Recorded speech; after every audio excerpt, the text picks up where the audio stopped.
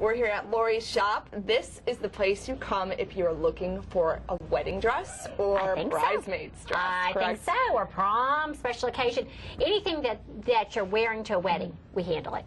What's your favorite part about doing this? My favorite part about doing this is seeing a girl that's really insecure, because really all women want to look, and we want to look fabulous on our wedding day. And so I love for them to come into the store and us to help them. It's kind of like fitting the jigsaw puzzle pieces together and making sure that they find that perfect dress, and then they're just glowing. You know, they're just so excited. So you help them get ready for one of the biggest days of their lives. Yes, one of. One of, yes. I always tell everybody that, one of. This is not the end-all, be-all, and I think that's the problem now with weddings. I think girls think, I'm going to get married, and then after that, it's over. It's over. My life is over. I'm 25. Honey, you'll have many, many, many more important days. You know, so this is one of the important days. This is one of your milestones. And speaking of like a milestone day, you obviously had one, not just your wedding, but the day you were diagnosed with breast cancer. Yeah, April 13th, 2012, 7:05 a.m. You think I remember that? Tell us a little bit about that experience. Actually, it's crazy. It was a Friday, April 13th, to start off with. I should Friday the 13th. Yeah, Friday the 13th. I shouldn't have gotten out of bed that day.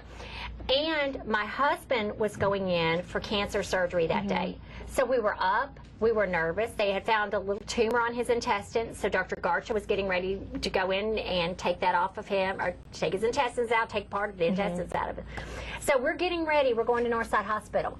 And I get a phone call about 10 minutes before we walk out the door, and I had had a mammogram and I had had a biopsy, and I still didn't let that enter my mind that I had breast cancer, because that was so foreign to me. I mean, I didn't even have any friends that had breast cancer, and I didn't even let that enter my mind that that may be what it is. But I looked down at that phone and I saw Dr. John Moore, and I knew exactly what it was. And you already knew what was I knew coming. exactly. He didn't even have to speak. I knew exactly what he was going to say. Yeah. And what was kind of the most difficult part of that experience? You know, you take that in, and how did you react that day?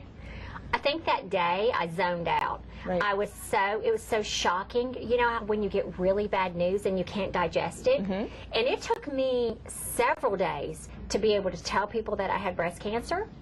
But that day, I probably shouldn't have, but I told my husband, because he's right there. I'm like, Eddie, I've got breast cancer. I mean, just like, I was devastated. You gotta tell someone. I did, and he was there. I mean, I could either do that or tell my Sean Cooper. I mean, come on. But I told him I wanted to tell Monty. And I pick up the phone to call Monty, and my phone didn't ring. And Monty was there. It was the strangest thing. And I said, Monty, I've got really bad news. He goes, no, Lori, Eddie's going to be okay. I said, I know Eddie's going to be okay, but I've got breast cancer. So he's on the plane, and he's crying, and I'm crying. Then I have to call my daughter, which I totally dreaded, and my son, and then tell my parents. You know, it's so tough. And after that, the people here at the store, I couldn't even tell them for days. I just couldn't. Now, with every negative situation always comes a positive. You know, if you want to look on the bright side, it's true. For you, what kind of positive things happened from this experience? Well, from this experience, after I got over telling everybody, I was talking to my executive producer at the show, which is Jen Hobach.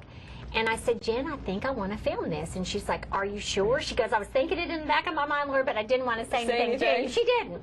And she said, are you sure? And I said, I think so, because it makes a reason for me then why I have breast cancer, because I could not figure out why I had breast cancer. You know, I always had been healthy, been careful about what I ate, exercise, that sort of thing. So no history in the family. No history in our family. Why did I get breast cancer?